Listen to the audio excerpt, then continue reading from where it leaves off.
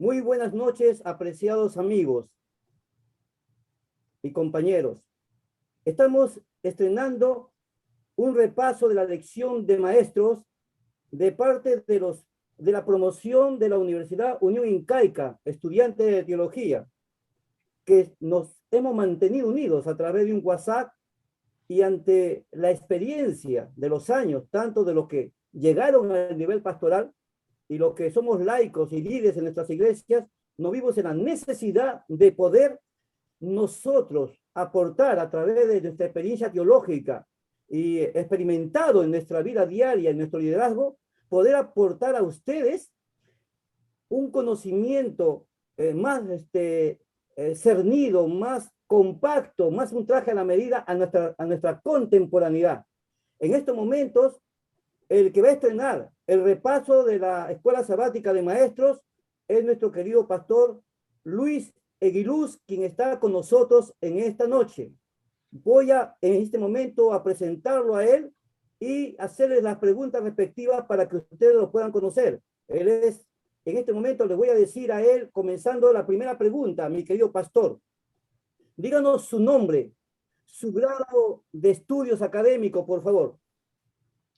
Muy buenas noches ante todos. Un saludo cordial a todos nuestros amigos que están con nosotros en esta oportunidad, a nuestros colegas.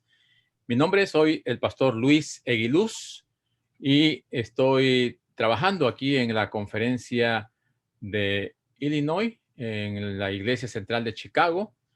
Hice mis estudios de teología en la Universidad Unión Incaica y la maestría en la Universidad Peruana Unión.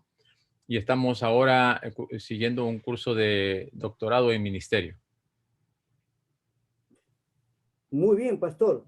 Por favor, díganos de su familia, por favor. Integrante de su familia. Muy bien. Mi esposa es María Luisa Paredes. Tenemos dos hijas. La hija mayor se llama María Betsabé. Ya se casó. Vive ahora en Nueva York. Ella estudió ingeniería de sistemas y también biología. Mi hija menor también hace unos meses atrás se casó y es María Isabel. Ella estudió arquitectura y ahora vive en Texas y trabaja ya con su esposo. Pastor, una última pregunta. Háblenos de su ministerio en Chicago. Díganos su experiencia como pastor aquí en este estado americano. Muy bien, cómo no. Nosotros llegamos aquí en el año 2002, estuvimos estudiando hasta el 2004. Antes de terminar la conferencia de Michigan, nos pidió que apoyáramos en el trabajo en un distrito allí en la ciudad de Holland y Grand Rapids. Estuvimos luego en otras iglesias, terminamos trabajando en la ciudad de Ann Arbor y en Detroit. Estuvimos casi por 10 años allí en la conferencia de Michigan hasta que la conferencia de Illinois nos hizo un llamado para trabajar aquí en la Iglesia Central de Chicago, en la cual este mes de febrero próximo cumplimos 10 años en esta iglesia. Ha sido un desafío bastante grande. Es la primera vez que estamos en un distrito por tanto tiempo, ¿no? 10 años, pero es una iglesia grande, solamente una iglesia, tiene muchos desafíos y pues con la bendición de Dios y con el trabajo y el esfuerzo de todos los hermanos, estamos saliendo adelante frente a este desafío que se nos enfrentó aquí. Muy bien, pastor. Muchas gracias. Creo que nos encontramos ante un pastor que es mi amigo, portamos juntos, estuvimos en un mismo cuarto y es una satisfacción tremenda verlo a él, haber crecido, está estudiando su doctorado, es un gran padre, un maravilloso esposo, es uno de los pocos dignos ministros de la cual me atrevo a felicitar porque soy muy cuidadoso cuando yo puedo dar una apreciación virtuosa sobre alguien. En esa parte soy muy celoso, por eso le da la autoridad para enseñar.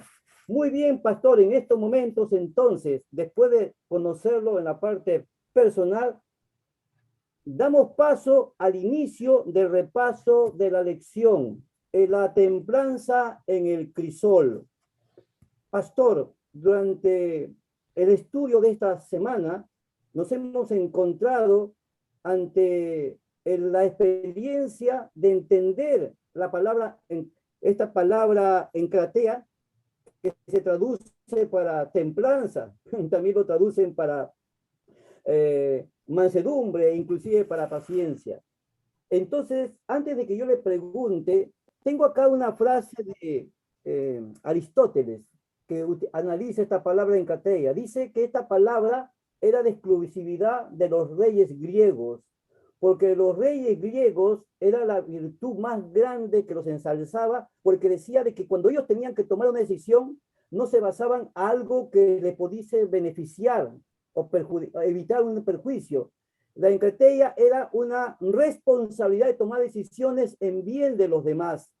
Es decir, que esta es una palabra de reyes, de la nobleza, no necesariamente del pueblo, porque el pueblo es ignorante. Mi querido pastor Luis Eguiluz, ¿qué es la palabra templanza, por favor? Muy bien. Antes que nada, yo quisiera ir a la Biblia y quisiera que juntos podamos abrir aquí en este hermoso libro de Gálatas, en donde en el capítulo 5, versículos 22 y 23 se mencionan estos 9 frutos del Espíritu. Aquí dice, mas el fruto del Espíritu es amor, gozo, paz, paciencia, benignidad, bondad, fe, mansedumbre, templanza. Contra tales cosas no hay ley. Aquí nosotros encontramos estos 9 frutos del Espíritu Santo. Algunos estudiosos y algunos teólogos lo dividen en 3 grupos, ¿no? Tres frutos que están en relación con Dios, ¿no? 3 frutos que están en relación con el prójimo y 3 frutos que están en relación con uno mismo.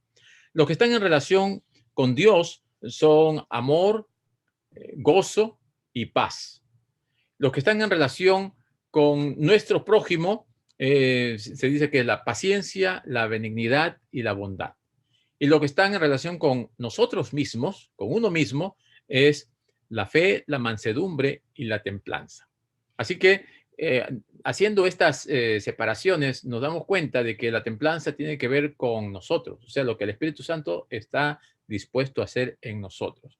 Como bien aquí nuestro amigo Roger mencionó, la palabra templanza está en español, pero está originalmente en el griego, ¿verdad? Porque el Nuevo Testamento fue escrito en griego.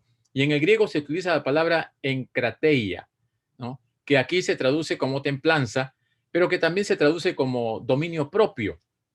Ahora, en la Biblia solamente aparecen así como sustantivo 3 veces, ¿no?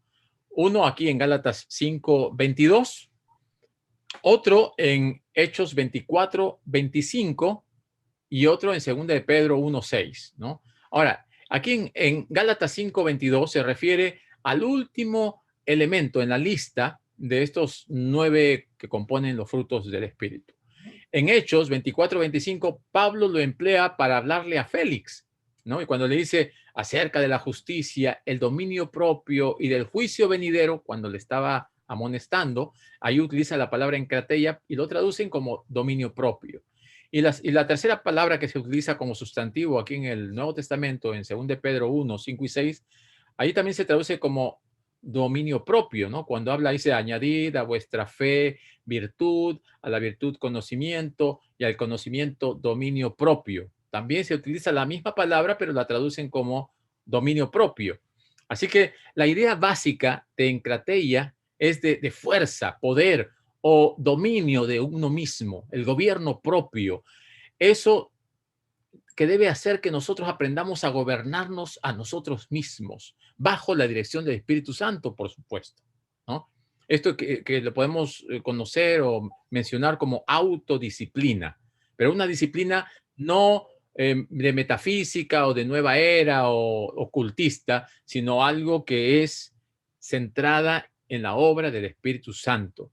Ahora, la forma que hemos mencionado es sustantivo, pero hay una forma verbal relacionada con dominio propio, ¿no? Que es ekrateomai, ¿no? La cual se usa en 1 Corintios 9:25.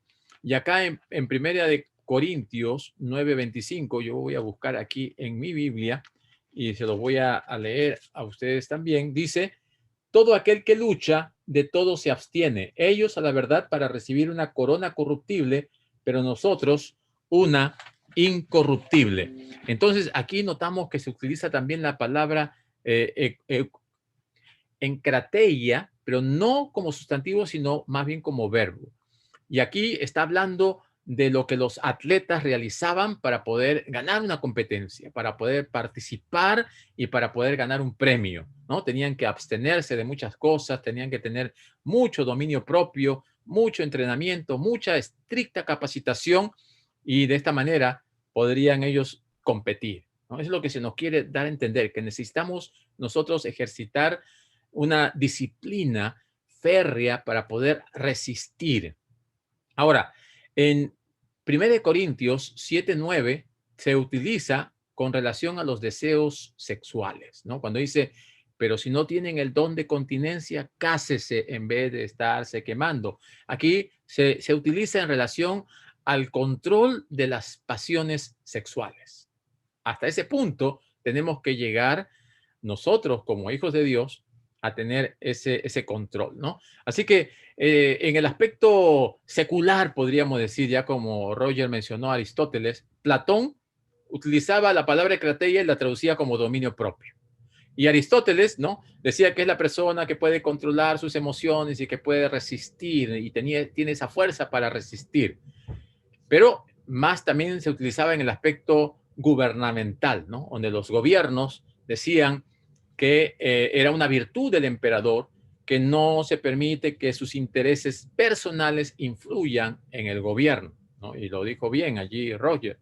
Entonces, el Señor quiere que nosotros podamos tener la capacidad de resistir. Ahora, también se utiliza en el aspecto de la metalurgia, ¿no? Ahí los que trabajan allí con metales saben que los metales tienen que a veces pasarse por fuego, así lo que hacen espadas, así, los que hacen martillos o algunas combas, ellos lo funden y luego lo ponen en altas temperaturas y después lo ponen en agua, ¿no? Para que ese metal sea metal templado, para que sus moléculas estén uniformes y puedan resistir mucho más de lo normal. Entonces, lo que nos quiere decir aquí este término templanza es que nosotros debemos aprender a resistir los embates del enemigo, pero sabemos que hay otra palabrita que es parecida, ¿no? Que es paciencia. La diferencia con paciencia es que templanza es para resistir en el momento. Paciencia es para hacerlo en el tiempo. La paciencia la vamos desarrollando en el tiempo, en el transcurrir del tiempo, mientras que la templanza es para en un momento específico, un momento de dificultad, ¿no? Estás pasando en tu auto, alguien se te cruza y ya le quieres sacar un dedo o le quieres insultar, pero si tienes templanza te contienes, ¿no? Ahora, la paciencia es aquello que, por ejemplo, en la casa, ¿no? El esposo y la esposa se dicen cositas, le dicen un nombre y está como una gotita y que te molesta y te molesta, pero pasa el tiempo y aprendes a soportar, a aguantar, a resistir en el tiempo. Esa es paciencia. Entonces, tenemos estos dos conceptos que son congruentes, pero no idénticos, ¿no? Y que son complementarios. Uno es para un momento específico y el otro para otro tiempo también específico, pero no son lo mismo. Ahora, algunas personas también dicen que, por ejemplo, temperancia, ¿no? Pero temperancia tiene otro significado. También incluye ciertos aspectos, pero la temperancia está más relacionada con el uso sabio y apropiado de las cosas buenas y la abstención de las cosas perjudiciales. Entonces uno se vuelve temperante y entonces sabe tomar decisiones. Y todo esto está regido por la obra del Espíritu Santo. Pues solamente el Espíritu Santo me da la capacidad de poder yo decidir qué es bueno y qué es malo, qué me hace bien, qué me hace mal. Y como dice también el apóstol Pablo, hay que añadir el conocimiento, porque mientras yo más conozco qué es bueno para mi salud, ahora yo sé qué tomar decisión y qué decisión no tomar, qué comer y qué no comer, ¿no? Cómo pasar el tiempo que tengo libre. Entonces, el Espíritu Santo me ayuda a que yo también tenga control, porque hay personas que han vivido 30 años tomando. No es fácil de la noche a la mañana decir, ya dejo de tomar, sino es el Espíritu Santo que nos da ese poder para resistir, para poder decir no y para tener esa disciplina. Es el Espíritu Santo el que nos transforma, el que nos cambia. y tenemos nosotros que dejarnos usar por el Espíritu Santo. Y como dice la lección, en este crisol en donde se funden los metales para que el metal sea puro, y una vez que está fundiéndose el metal, en la parte de arriba está la escoria y uno la puede eliminar.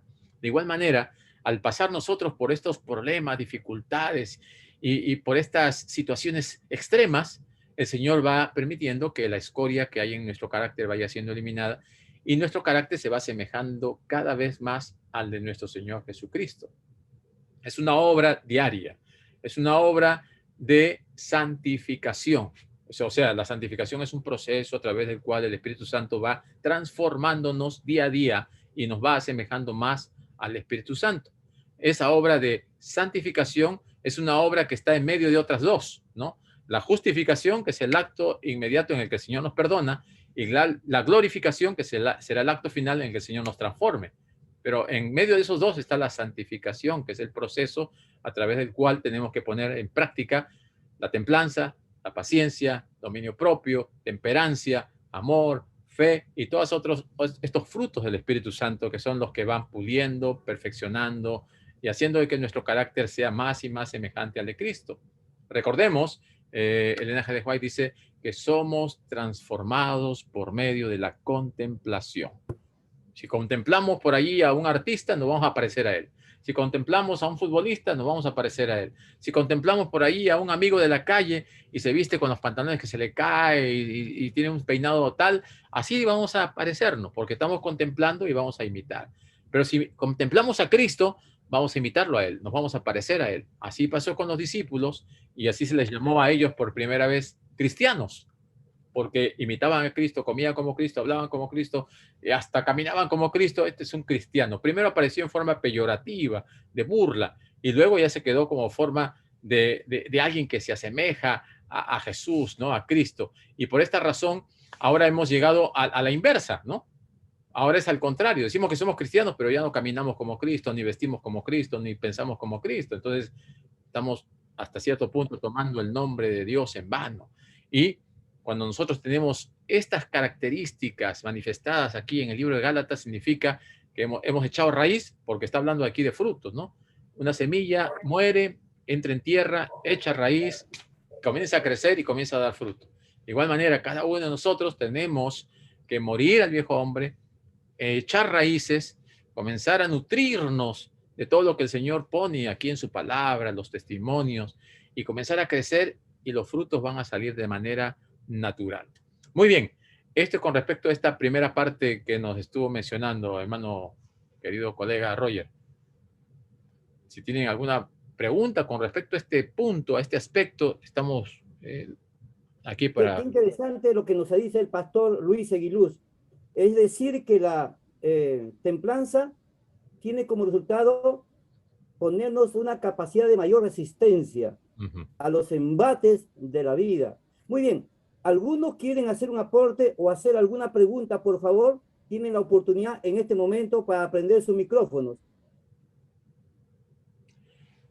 ¿Un aporte o una pregunta? Ahora, si no quieren hablar, pueden escribir, ¿no? Pero sería bueno que aportemos, que compartamos, que dialoguemos y que interactuemos. Pastor Guiluz, una pregunta. Colega. Rubén Álvarez. Rubén Álvarez, por favor, tiene una pregunta. Sí, vemos que muchas veces muchos cristianos cuando enfrentan las dificultades o son probados, a veces no resisten y abandonan la caminata cristiana. ¿Cómo podemos nosotros enfrentar el sufrimiento, el dolor, las pruebas, las dificultades?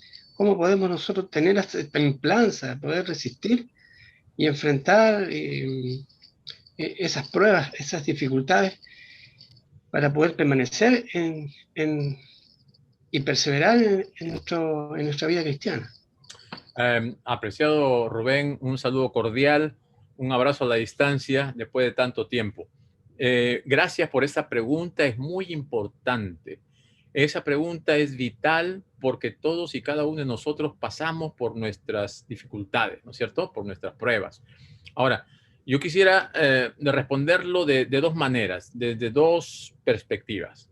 La primera, la Biblia dice La Biblia dice, separados de mí, nada podéis hacer, ¿no? O sea, estar unido a Cristo es lo ideal. Tenemos que estar conectados con el Señor.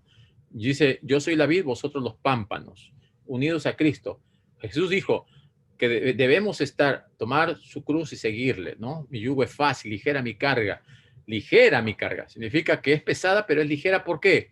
Él está hablando del yugo. El yugo, el yunque o el arado era para llevarlo entre dos animalitos, ¿no? Entonces se ponía el yugo ese encima del cuello de los dos bueyes y comenzaban a cargarlo. Entonces eso significa que Jesús es el que lleva una parte y yo llevo la otra. Y Jesús nos va a ayudar a llevar ese yugo.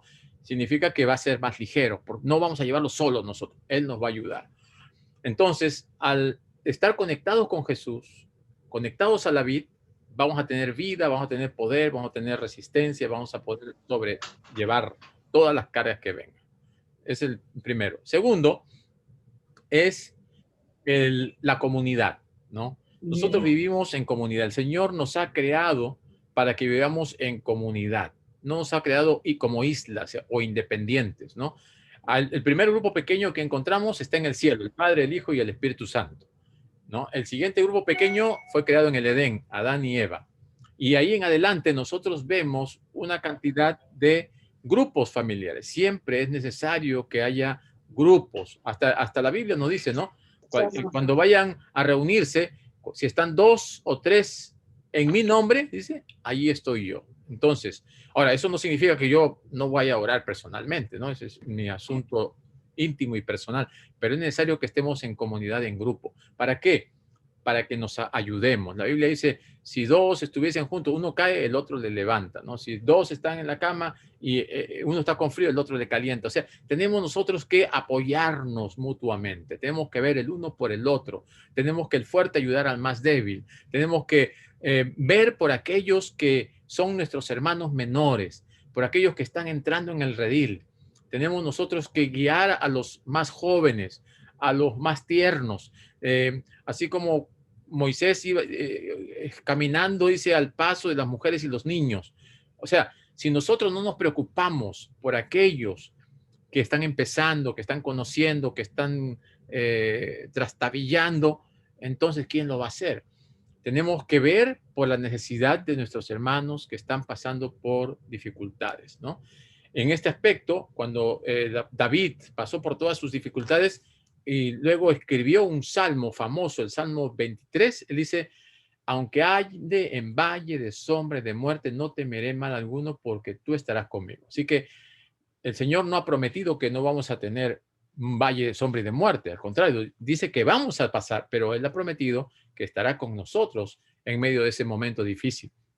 Ahora, al estar con nosotros, tal vez no lo vamos a ver personalmente, pero Él va a enviar a alguien. Él va a poner a alguien en el camino. Él va a enviar un mensajero, ¿no? Un amigo, un ángel del Señor va a aparecer para que podamos nosotros sentir el apoyo divino, la ayuda de lo alto.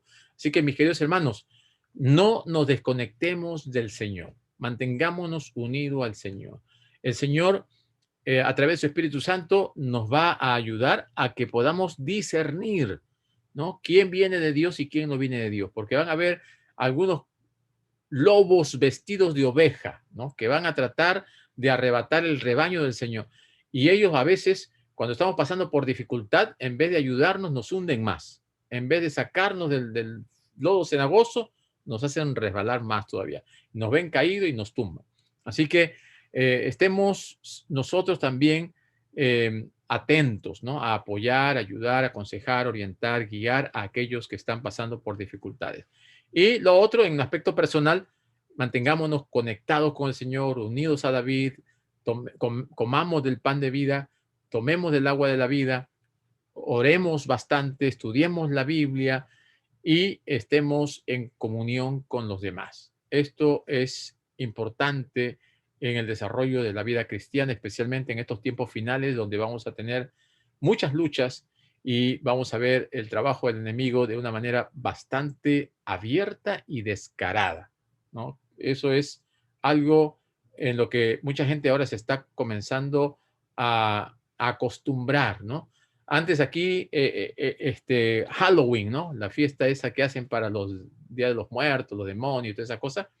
Antes lo hacían en algunas comunidades, en algunos lugares. Ahora es por todos lados. Es una fiesta comercial. Todas las tiendas venden fantasmas, disfraces y brujas y todo. O sea, se ha hecho algo común que la gente ya no lo ve mal, ¿no? Es algo como parte de la sociedad, como un día feriado en que los niños salen a recoger caramelos y dulces y todas estas cosas. Entonces, tenemos nosotros que luchar contra esas costumbres que se han implantado, que parecen normal y parece bueno, pero que realmente no lo es. Y así como es, hay muchas otras cosas, ¿no? Por ejemplo, ahora estamos con la ideología de género, en donde hay maestros que están enseñando que un niño y otro niño pueden estar bien si lo quieren, o una niña con otra niña. Entonces, ser y tener templanza en medio de estas circunstancias es duro. Para un padre que llega y le dicen, esto está pasando en la escuela con tu hijo, ¿cómo va a reaccionar? Entonces, tener paciencia es aguantar en el tiempo, pero tener templanza es cuando nos dan esa noticia fuerte, ¿cómo reaccionamos? ¿Cómo actuamos? Si estamos llenos del Espíritu Santo, nuestra respuesta va a ser diferente, pero tenemos que aprender a controlar nuestros exabruptos, nuestra irritación, nuestra ira, contener todo eso para que actuemos aún frente a la dificultad con amor. Esto es importante para los cristianos. Muy bien. Gracias, Rubén, por tu pregunta. Antes de pasar a la segunda pregunta de la exposición, es decir, pastor, Sí. más o menos el ejemplo de templanza entonces sería, como usted ha dicho, por ejemplo, los discípulos están en el mar de Galilea, y vienen vientos, viene una crisis, un temor, y ellos en ese momento, a pesar que son pescadores, usan todos sus recursos y les falla su experiencia de pescador y tienen miedo. O sea, las tormentas de afuera le afectan por dentro. En cambio, Jesús está abajo durmiendo, está tranquilo. O sea, el que tiene templanza, persona que está segura y que tiene una responsabilidad sobre otros. Él se levanta, los discípulos no tienen templanza, Jesús tiene templanza. Y el que tiene templanza tiene una paz, una seguridad, una confianza en Dios y sale para poder detener que no le afecte el viento por dentro, los vientos por dentro, los de afuera adentro, y debe detener los vientos de afuera. En el aspecto de acá de encratella es una palabra que es solamente para los líderes, no es para cualquiera, es un nivel muy alto de madurez espiritual, ¿no? No permitir que los vientos de afuera afecten adentro, y si no me afectan adentro, el Espíritu Santo me va a ayudar a solucionar los vientos de afuera. Muy bien, pastor, la siguiente pregunta. Nos encontramos con Ezequiel. Él está en un sándwich histórico. Él está justo antes de que el Israel pueda decidir no ir a Babilonia 70 años. Lo pueden evitar, pero no lo evitan. Está molesto, decepcionado con ellos. Está decepcionado con ellos. Y ahora se encuentra en Babilonia, viendo que se está ejecutando lo que él no quería. Él tiene una presión tremenda, algo traumático para él. Está en medio de dos momentos históricos que lo afectan psicológicamente. Pastor Luis Eguiluz, ¿cómo pasa la templanza, mi querido Ezequiel? Muy bien. Esto es una de las experiencias que el folleto menciona y resalta. Recordemos que el nombre Ezequiel significa a quien Dios fortalecerá, ¿no? El nombre de un personaje bíblico tiene mucho que ver con la idiosincrasia, con la cosmovisión, con el tiempo en el que el pueblo está viviendo, a quien Dios fortalecerá.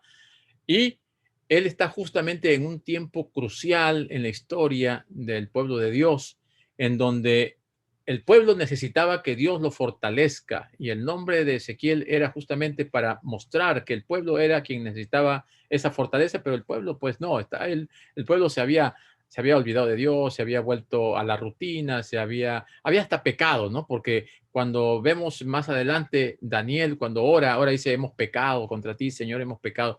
El pueblo se había olvidado. Isaías también lo dice, ¿no? 59:2 dice, pero vuestros pecados han hecho división entre vosotros y vuestro Dios. Así que frente a esta circunstancia, Dios utiliza a Ezequiel como una parábola viviente, ¿no? Como un ejemplo a través del cual él va a mostrar lo que Dios quiere que el pueblo aprenda. ya lo había hecho con Oseas, ¿no? Y el Señor utiliza siempre una forma práctica de enseñar. Y aquí en el libro de Ezequiel mismo, capítulo 24, y aquí en el versículo 15 dice: vino a mí palabra de Jehová diciendo: hijo de hombre, aquí yo te quito de golpe el deleite de tus ojos. No endeches, ni llores, ni corran tus lágrimas. Reprime el suspirar, no hagas luto de mortuorios, ata tu turbante sobre ti, pon tus zapatos en tus pies, no te cubras con rebozo, ni comas pan de enlutados. Hable al pueblo por la mañana y a la tarde murió mi mujer. No, hablé al pueblo y mi mujer murió, y a la mañana hice como me fue mandado. Y me dijo el pueblo: ¿no nos enseñarás qué significan para nosotros estas cosas que haces? Y yo le dije: la palabra de Jehová vino a mí diciendo: di a la casa de Israel, así ha dicho Jehová el Señor. Y aquí yo profano mi santuario, la gloria de vuestro poderío, el deseo de vuestros ojos y el deleite de vuestra alma, y vuestros hijos y vuestras hijas que dejasteis caerán a espada. Y haréis de la manera que yo hice: no os cubriréis con rebozo, ni comeréis pan de hombres en luto, vuestros turbantes estarán sobre vuestras cabezas, vuestros zapatos con sus calzados, no endecharéis ni lloraréis, sino que consumiréis a causa de vuestras maldades y gemiréis unos con otros. Ezequiel pues os será por señal, según todas las cosas que él hizo, haréis. Cuando esto ocurra, entonces sabréis que yo soy Jehová el Señor. Y tú, hijo de hombre, el día que yo arrebate a ellos su fortaleza, el gozo de su gloria, el deleite de sus ojos y el anhelo de sus almas, entonces dice también a sus hijos y a sus hijas: ese día vendrá a ti uno que haya escapado para traer noticias. Sea aquel día abrirá su boca para hablar con el fugitivo y hablarás, no estarás más mudo y no le serás por señal, y sabrán que yo soy Jehová. El pueblo de Israel había llegado a un extremo que el Señor ya iba a cumplir las profecías. Iba a venir la invasión, iban a destruir la ciudad, y el Señor les estaba diciendo: el día está llegando cuando ustedes van a tener que pasar todo esto, ¿no? Ahora, ¿en qué sentido tuvo Ezequiel que pasar un momento de prueba al ver morir a su esposa? Es el deleite de su vida. Ese gozo que él tenía con su mujer lo iba a perder. ¿Por qué? Por este pueblo incircunciso en el sentido espiritual, por este pueblo pecador. Por ellos yo voy a tener que sufrir las consecuencias. Y el Señor le dijo: ni vas a llorar, ponte tu calzado, estate listo. Y ellos decían: ¿Qué es esto? El pueblo respondió: es lo que ustedes han hecho, y Dios los va a llevar. Lo que ustedes más aman, así como yo amo a mi mujer, ustedes aman su ciudad, va a ser destruida, y ustedes van a ser llevados esclavos. Pónganse sus zapatos, estén listos, y todas estas cosas. Entonces, él tuvo que pasar, y él tuvo que estar templado, ¿no? Para aguantarse. ¿Quién no llora por la muerte de su esposa? ¿Quién no llora por perder al ser querido? Y él tenía que aguantarse, y el Señor lo había estado preparando para que en ese momento esté firme, esté templado, y pueda enseñar lo que el Señor quería que ellos aprendan. Por eso es su nombre: a quien Dios fortalecerá. Y Dios lo fortaleció, Dios lo preparó. Y así, de igual manera, el Señor nos va a preparar a nosotros. El Señor quiere que también nosotros enseñemos algo, digamos algo, amonestemos a alguien de alguna manera. Pero el Señor no nos manda así sin antes prepararnos. El Señor sabe hasta dónde podemos resistir, hasta dónde podemos llegar. Y el Señor nos dará la capacidad, nos da el poder del Espíritu Santo para que podamos resistir. Él, juntamente con la prueba, nos da la salida. Él nos da la vía de escape. Lo que nosotros tenemos que estar atentos para ver lo que el Señor quiere que nosotros hagamos y dejarnos usar, así como Ezequiel fue capacitado y fue preparado y reconoció la voz de Dios. Así también nosotros, cada uno de nosotros, hermanos.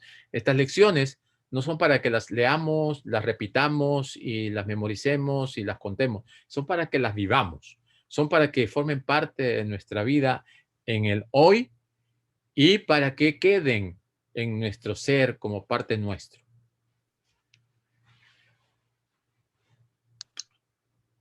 O sea que, pastor, ante el pueblo desesperado, en crisis, deprimido, la actitud de Ezequiel de soportar la pérdida de la perla más importante de su vida, que era su esposa, su actitud, su templanza, su porte de resistencia, inspiraría al pueblo a soportar la tremenda tragedia de estar siendo deportado a una tierra extranjera. ¿Alguna pregunta, por favor, al pastor Luis Eguiluz sobre el caso de Ezequiel? ¿Alguna pregunta, algún aporte que quisieran dar? Para si no pasar a la siguiente parte.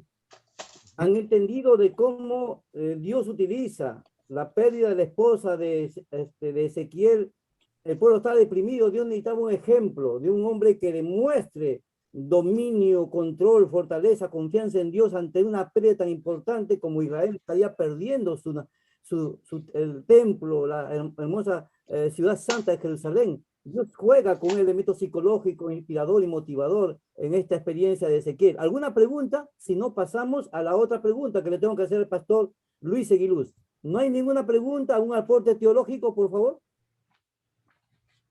No hay duda que el pastor... Recordemos que el pueblo de Dios era el lugar en donde el Señor iba a enseñar, era el teatro en donde el Señor iba a mostrar su gracia y su cuidado. El pueblo de Israel tenía que ser la luz para todo el mundo en ese tiempo. Ahora, el pueblo de Israel perdió esa oportunidad. En el año 34 después de Cristo se abrieron las puertas, ya no solamente para el mundo judío, sino para los gentiles ahora, con la muerte de Esteban, con la conversión de Saulo y su conversión ahora en Pablo. Entonces se abren las puertas para el evangelio y ahora el Señor dice, nosotros somos la luz del mundo, nosotros somos la sal de la tierra. El que quiera, venga y beba de mí el agua, yo le daré esa agua y de vosotros saldrá agua, ¿no? Que salte para vida eterna. Nosotros vamos a ser fuentes, nosotros vamos a ser luz. No es que haya luz en nosotros, sino vamos a reflejar la luz de Cristo. No que nosotros seamos agua, sino que el agua que el Señor nos da también vamos a poder compartirla, vamos a poder darla a otros. Entonces, nosotros estamos ahora en ese papel, en ese rol tan importante que el pueblo de Israel debería haber cumplido y no lo cumplió, y que ahora nosotros debemos cumplirlo y no fallarle al Señor. El pueblo de Israel no estuvo preparado para la primera venida de Jesús. Cuando vino Jesús, ni cuenta se dieron. Esos magos que llegaron del oriente preguntaron y llegaron de Herodes, y Herodes llamó a los estudiosos de las escrituras de aquel tiempo. ¿Es verdad lo que dicen estos magos? Va a ver, oh, sí, sí, sí, sí, van a ser el Mesías, ¿no? No estaban preparados. Ahora, ellos no estuvieron preparados, no recibieron al Mesías. Jesús estuvo allí con unos pastorcillos y unos extranjeros. Cuando venga Jesús en su segunda venida, ¿estaremos nosotros preparados para recibirle? ¿Estaremos listos? Ahora, los discípulos, cuando Jesús murió, ya les había dicho, la señal que yo les doy, destruyen este templo, en 3 días lo levantaré. La señal de Jonás, así como Jonás, de diferentes formas les dijo, en 3 días, el tercer día, acuérdense, cuando Jesús murió, resucitó, miró para aquí, miró para allá, sus discípulos, ni uno había. Cuando Cristo venga, nosotros que somos sus discípulos, ¿estaremos allí? ¿Estaremos esperándole? ¿Estaremos listos? Entonces, todas estas cosas, el Señor lo hace con la finalidad de que nos prepare espiritualmente. Tener templanza, tener paciencia, tener los frutos del Espíritu es algo que el Señor quiere darnos en su plenitud. Tal vez no lo hemos recibido en plenitud, pero para que soportemos en los tiempos finales que se nos avecinan. Derramamiento pleno del Espíritu Santo, imagínense la cantidad de templanza, paciencia, amor, gozo y todas esas cosas que vamos a tener. Pero tenemos que ya comenzar a disfrutarlas en esta tierra, saborearlas. Muy bien, Roger. Muy bien, pastor, qué interesante.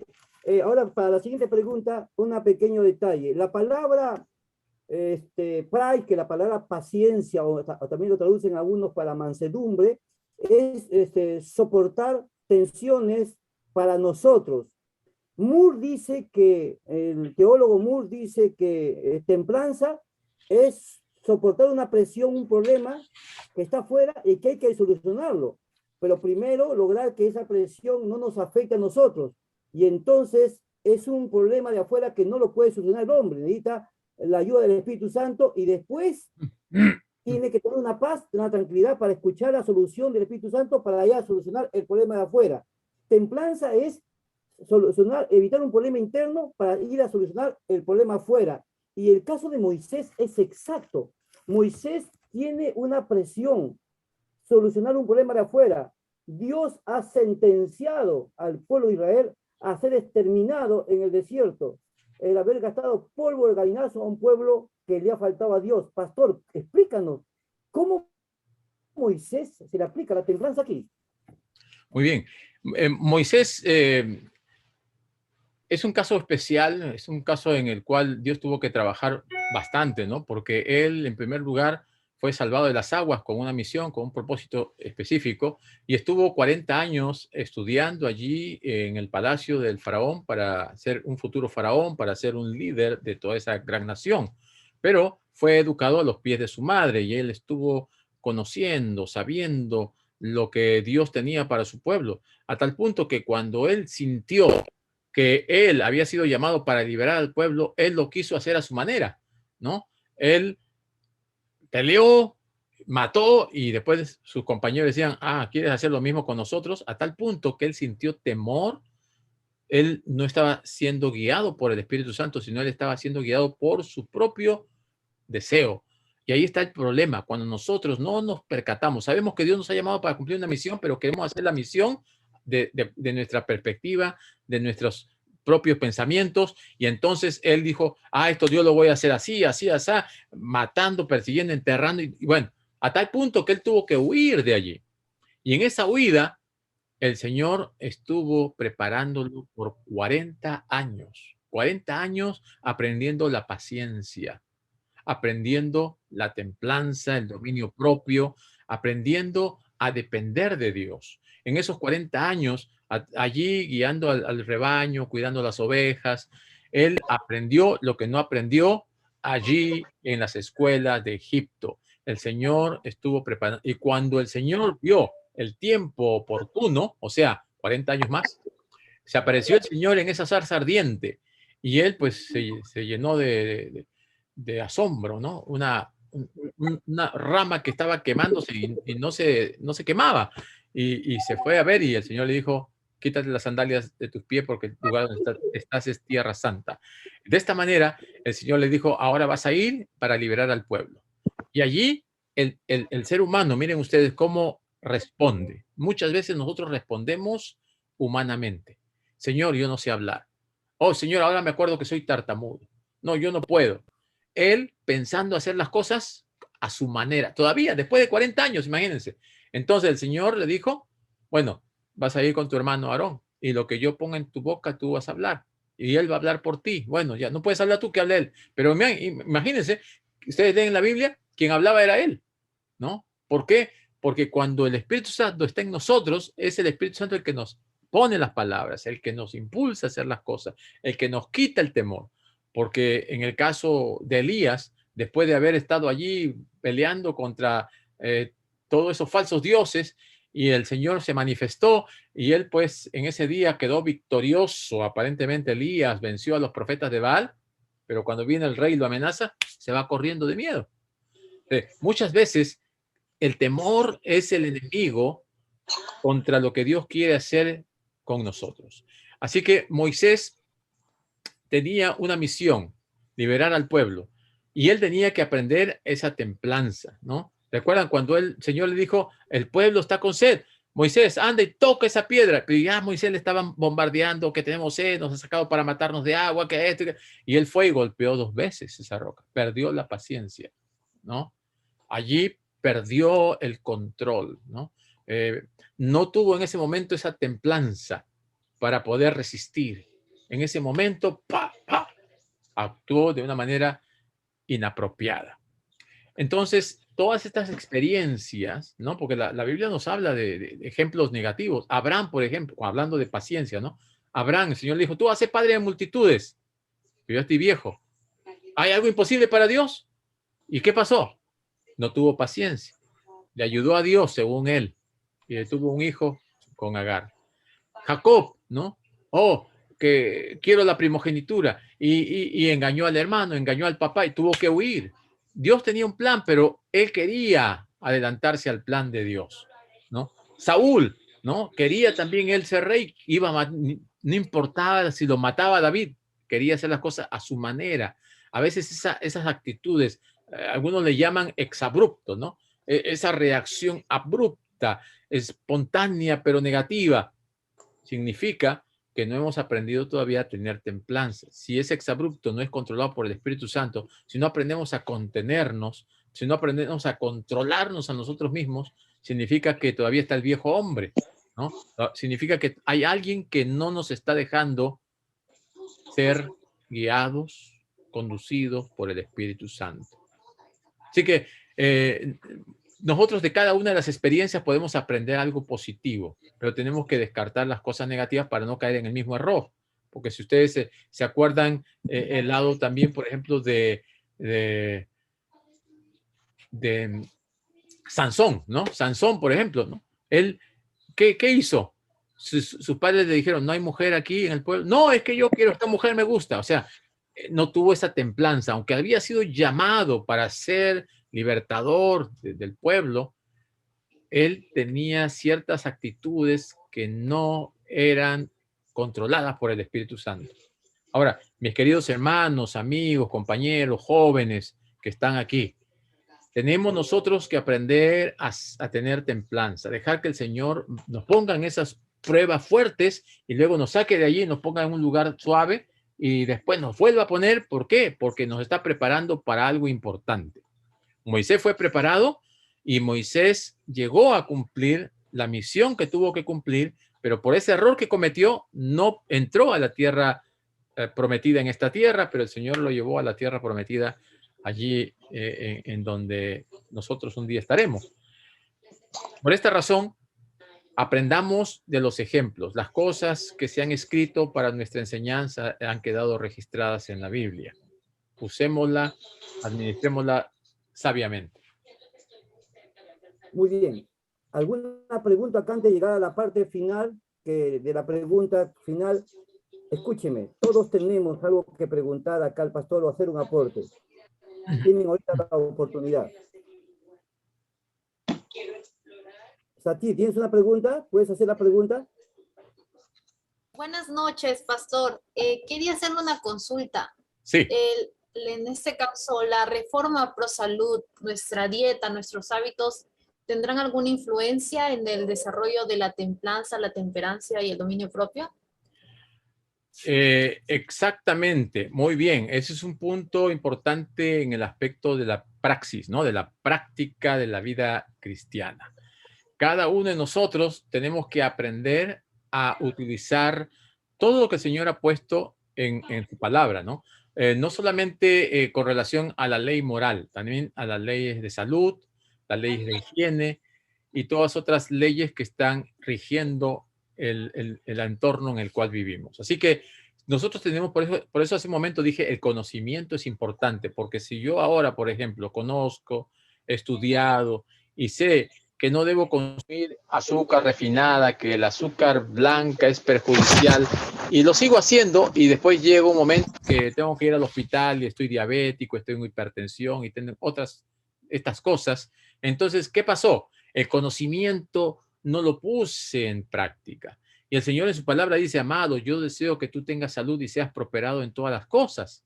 O sea, ¿cómo voy a ser prosperado en todas las cosas si no respeto las leyes de salud?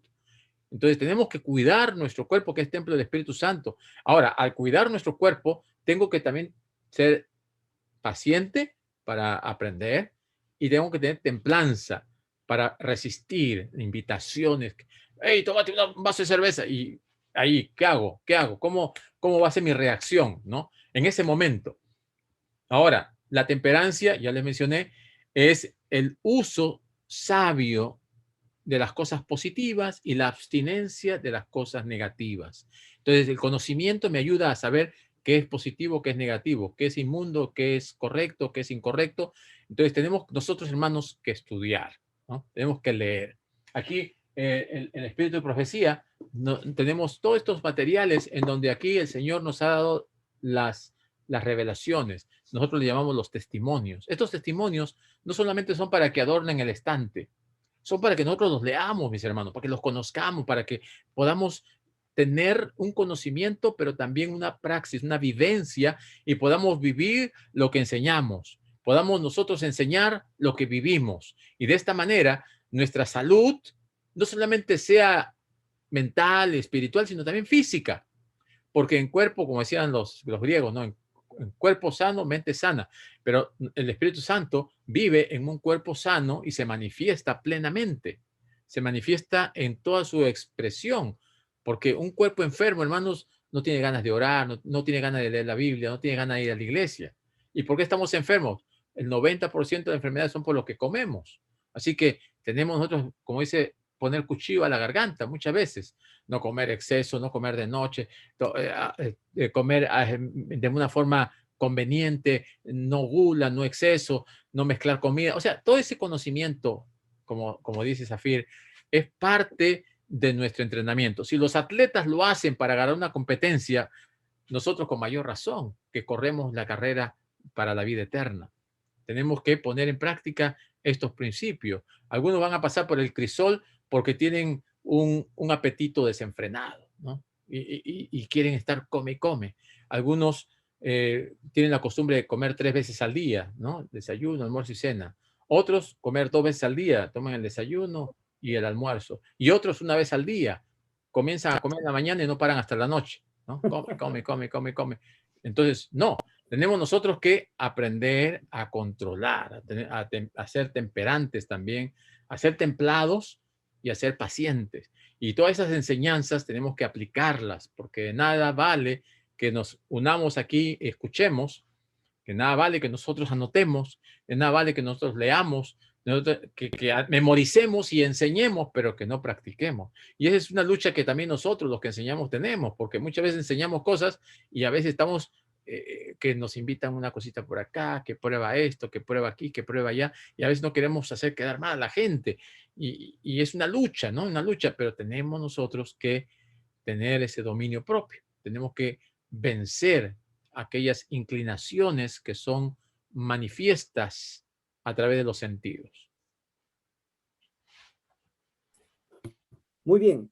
Pastor, ya casi estamos a la parte final. Es interesante. Pastor, acá tengo un comentarista, Moore, dice que la palabra templanza mayormente es para los líderes. Por ejemplo, la palabra pride, que es para paciencia, es para soportar las pruebas, hasta los problemas que nos hemos metido nosotros.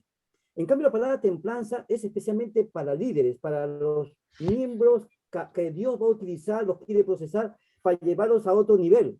Es como la chatarrería, ¿no? En la chatarrería hay cosas metálicas que se han dejado oxidar, se han dejado maltratar, y entonces lo van a llevar para procesarlo, para pulirlo, ¿me están entendiendo? Para fundirlo. Para poderlos convertir, repotenciar a una mejor calidad. Es decir, pregunto, ¿la iglesia en este momento es un producto de templanza o es una chatarrería que necesita ser pasada por una templanza, pastor?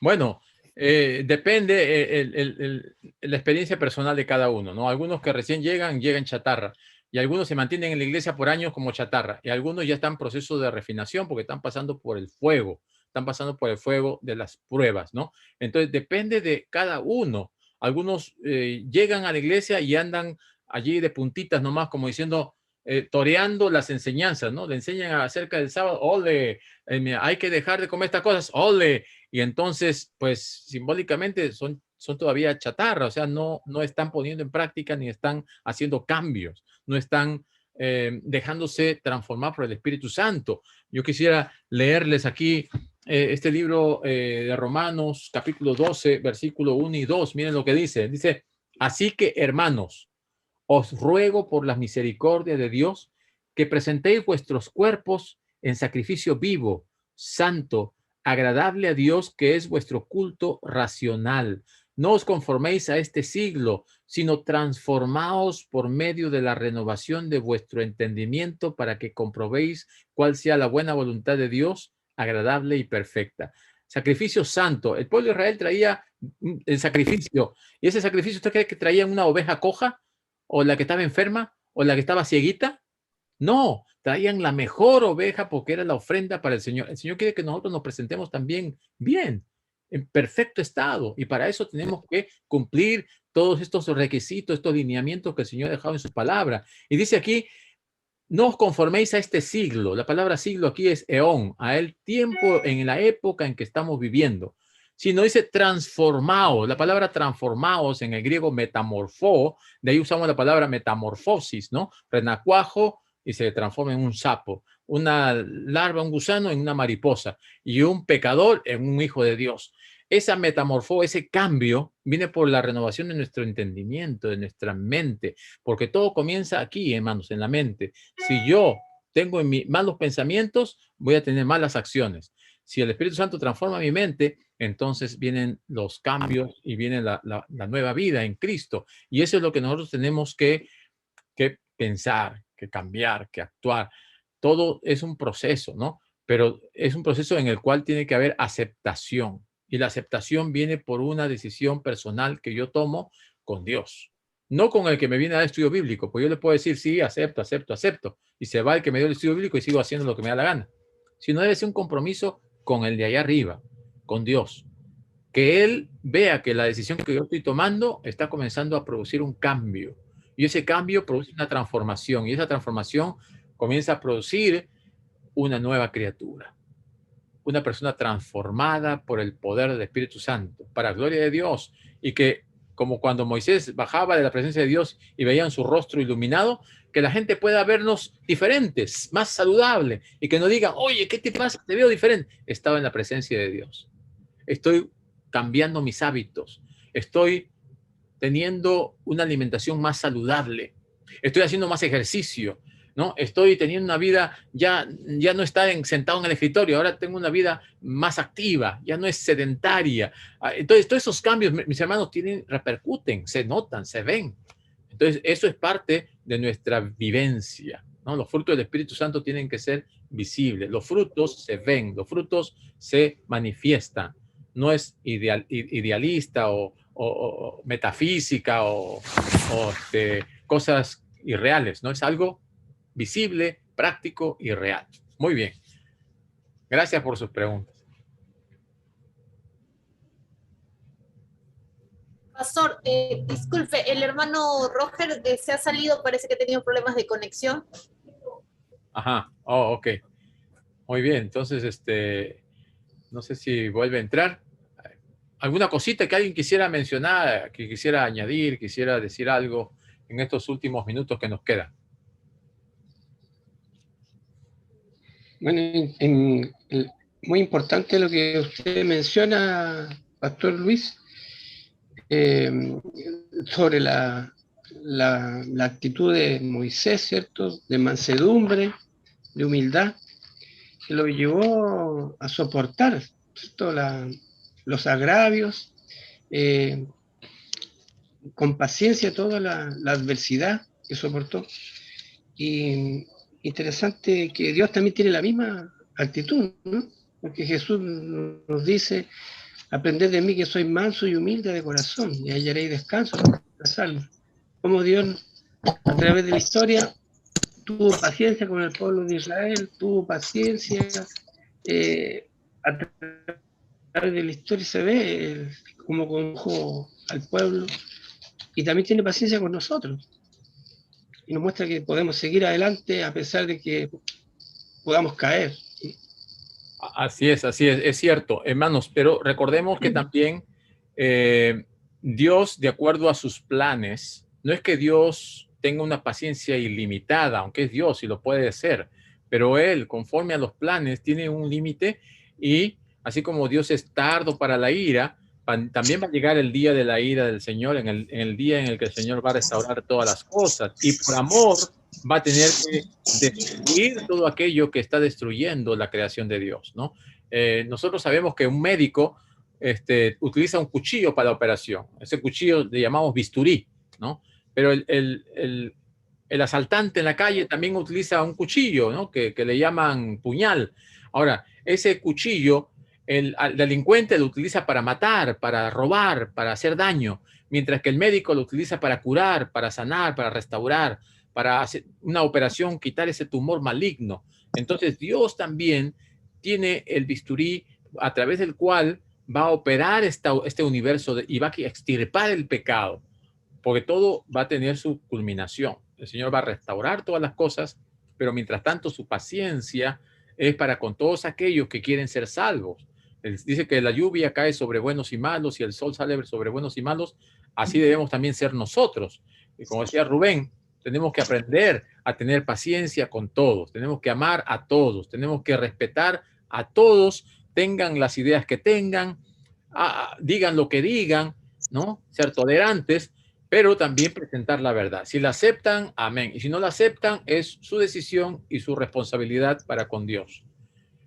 Que el Señor pueda bendecirnos y pueda ayudarnos a que nosotros sepamos cómo conducirnos en su presencia y estar listos para cuando tengamos que responder ante una de estas adversidades, lo podamos hacer de la mejor manera.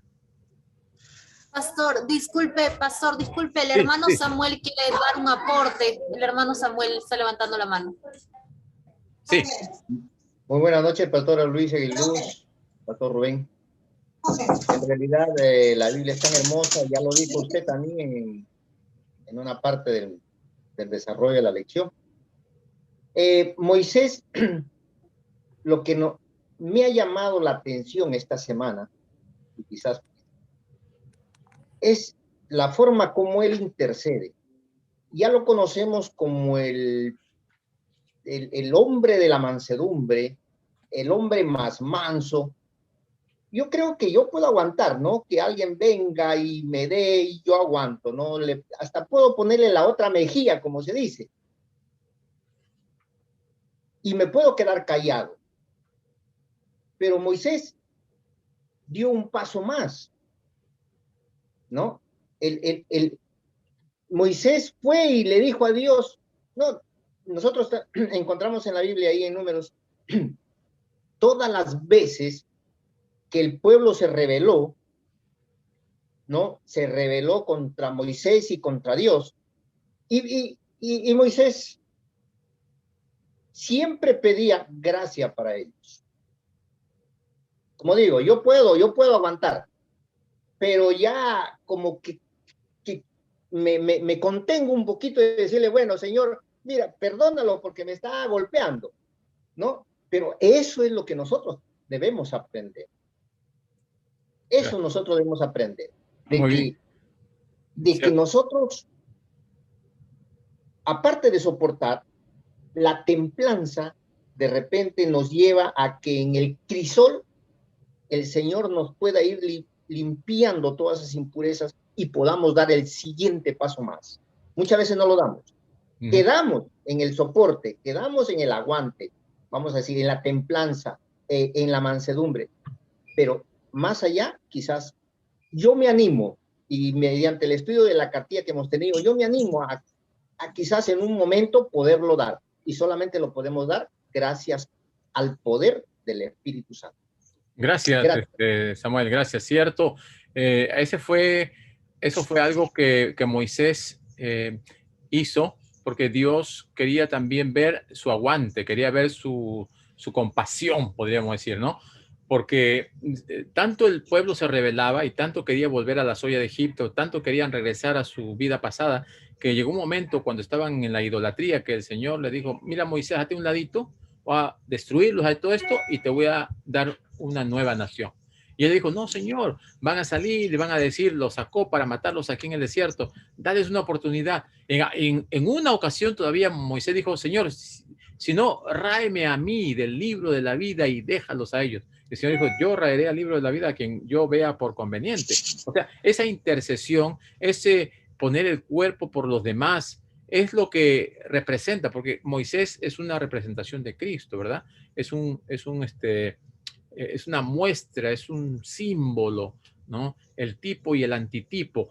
Como nosotros vemos aquí que la intercesión de Moisés está mostrando y reflejando la intercesión de Cristo, así como Abraham sacrificando a su hijo, no es que Abraham tenía que sacrificar a su hijo, sino era un tipo de lo que Dios iba a hacer con Jesucristo. Entonces, la importancia aquí que Moisés trata también de plasmar y que el Señor quiere que nosotros asimilemos es que tenemos que tener una vida de intercesión por los demás, ¿no?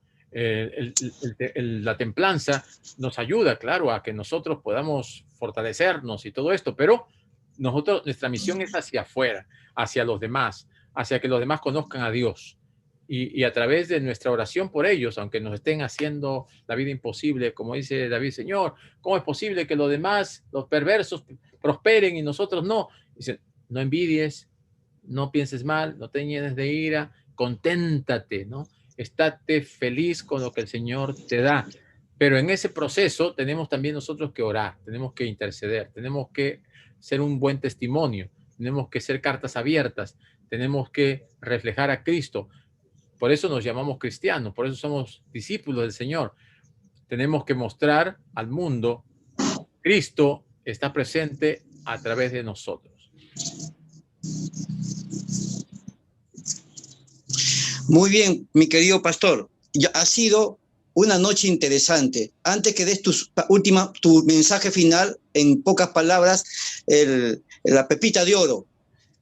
Pastor, la iglesia tiene que entender que Jesús no ha venido a cogobernar en la vida del ser humano con la naturaleza pecadora.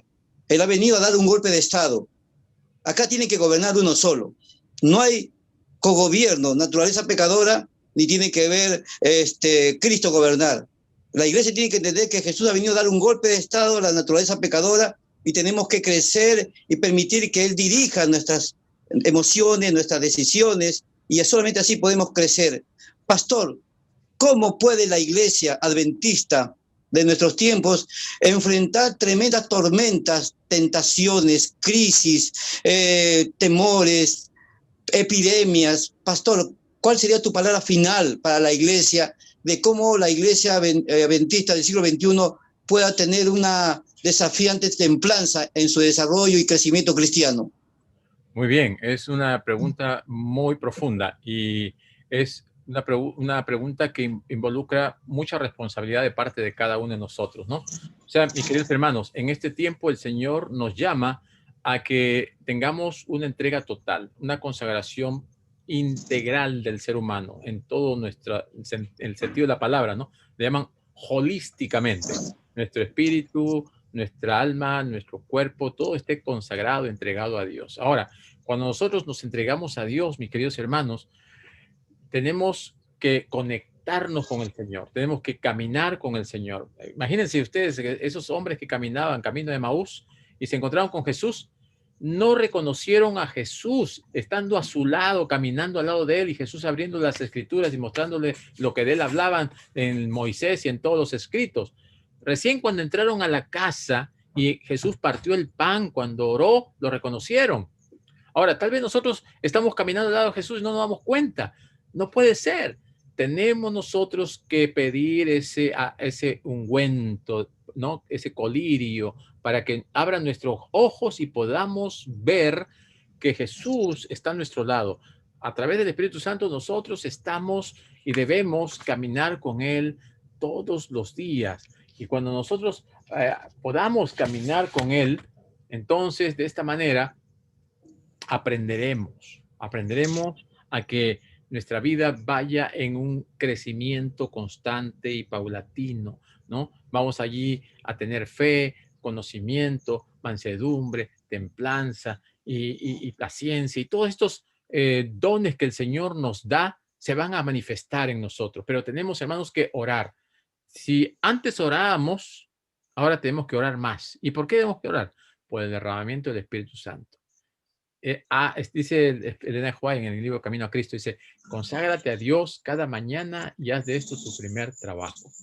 Mis queridos hermanos, consagrémonos a Dios cada mañana, cada día, entreguemos nuestro ser, digamos: Señor, me entrego a ti, hazme completamente tuyo, quita cualquier cosa que esté en mi corazón y que no sea aceptable ante tu presencia.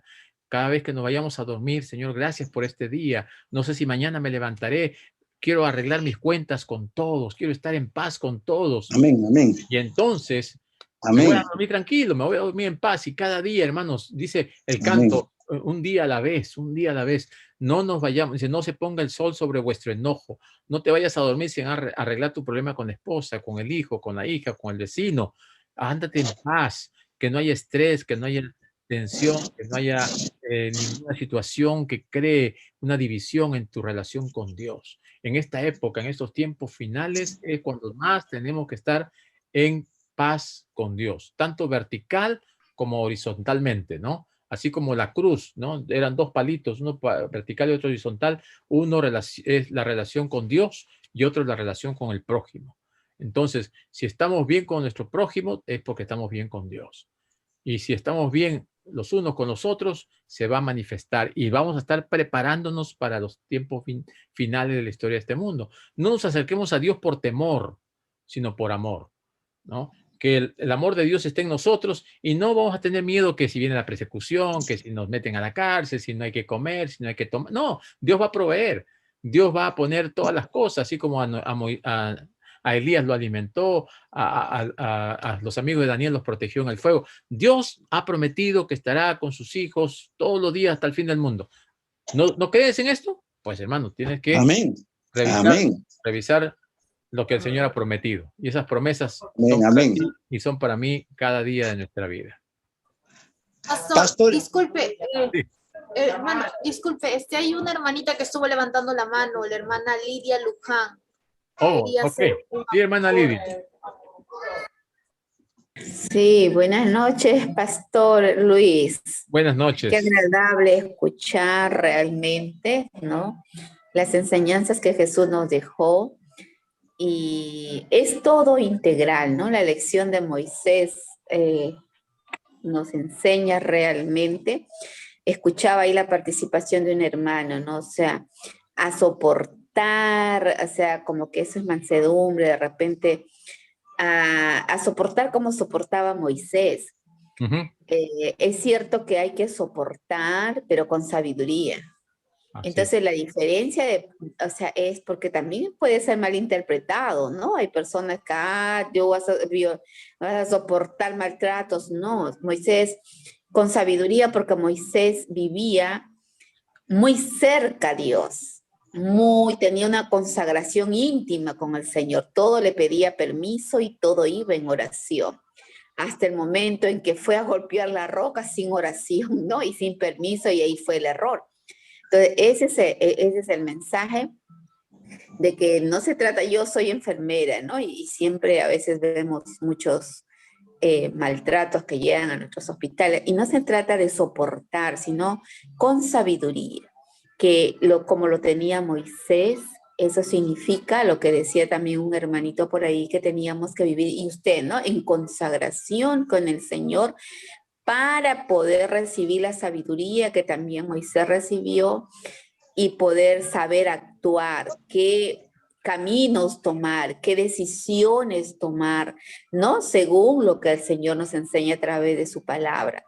Porque no vayamos a confundir que vamos a soportar violencia, vayamos a soportar, ¿no?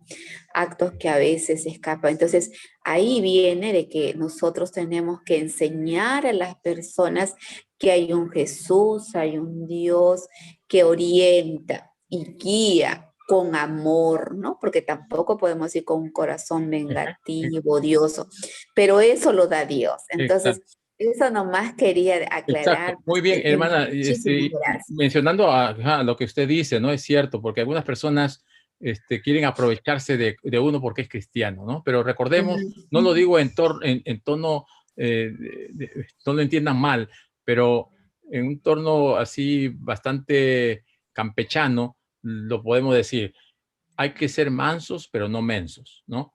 Así es. O sea, no hay que dejar que los demás se aprovechen de nuestro cristianismo y piensan que porque somos cristianos le vamos a dar lo que quieren, le van a pedir lo que le da la gana, y que yo quiero esto, dame esto, comparte porque tú eres cristiano, tienes que darme. Y entonces quieren aprovecharse, ¿no? Entonces no confundamos una cosa con la otra, tenemos que ser firmes y que el Señor ponga esa disposición en el corazón de ser serviciales, de ser desprendidos, de ser amorosos, pero también tenemos que ser personas con la capacidad de discernir, ¿no? ¿Con qué intención viene la gente? ¿Con qué intención? Si es una necesidad verdadera, es una necesidad fingida. Entonces, pero todo responde a cómo el Señor toque en nuestro corazón, porque tampoco nosotros no somos quien para juzgar, ¿no? Para juzgar, pues si alguien me pide algo, pues le doy de acuerdo a mi posibilidad. Y si es que lo usa mal, pues es su conciencia de esa persona y Dios. Pero también tenemos que nosotros ser bastante juiciosos, ¿no? en lo que hacemos. Gracias, hermana, por su Muy bien, pastor. Sí, de verdad ha sido una noche muy fecunda, nuestro depósito mental se ha llenado de muchas pepitas de oro. Te agradezco, pastor, por el tema de la templanza. Creo que todos los que estamos aquí nos vamos cargados con las mochilas del conocimiento que Dios te ha proveído. Pastor, de verdad, será hasta la próxima oportunidad. Y yo agradezco a todos los que han estado participando y van a ir aumentando durante cada semana, porque la próxima semana también nos toca nuestro predicador y también nuestro tema. Tu palabra de saludo final, pastor. Muy bien, solamente mis queridos hermanos, mantengámonos firmes en el Señor, mantengámonos con ese espíritu y ese fervor que el Señor ha puesto en nuestros corazones, no desmayemos, no, una vez que uno pone la mano en el arado no mira para atrás, sigamos adelante, perseveremos hasta el fin, venga lo que venga, pase lo que pase, el Señor está con nosotros, está en nuestro lado, nosotros pongámonos del lado de Él. Dios les bendiga, aprendan a recibir a Dios en sus vidas cada día y aprendan a reconocer la voz del Señor y a caminar con Él. Que el Señor les acompañe y que tengan un feliz sábado. Ya mañana es día de preparación, que el Señor pueda estar con ustedes siempre. Pastor, necesito que termines con una oración y aquí acabamos. Okay. Termina con una oración, por favor. Oremos. Querido Dios y Padre, queremos darte gracias, Señor, por esta oportunidad que nos has dado de compartir con nuestros hermanos a través de estas redes sociales, a través de este medio, Señor. Sabemos que tú has puesto estos medios también para que tu palabra pueda llegar a muchos lugares que antes no llegaban. Y te suplicamos, Señor, que tú nos uses a cada uno de los que estamos aquí para que podamos recibir y también compartir, que tengamos... No seamos como el mar muerto que recibe y no da nada, y todo lo que recibe lo pierde. Sino seamos como el mar de Galilea que recibe y da y siempre se mantiene refrescando y dando vida a todo lo que está a su alrededor. Señor, danos tu bendición, acompáñanos, bendice nuestros hogares, nuestras familias, y que tú puedas manifestarte siempre en cada uno de nosotros. Por Jesús te lo pedimos. Amén.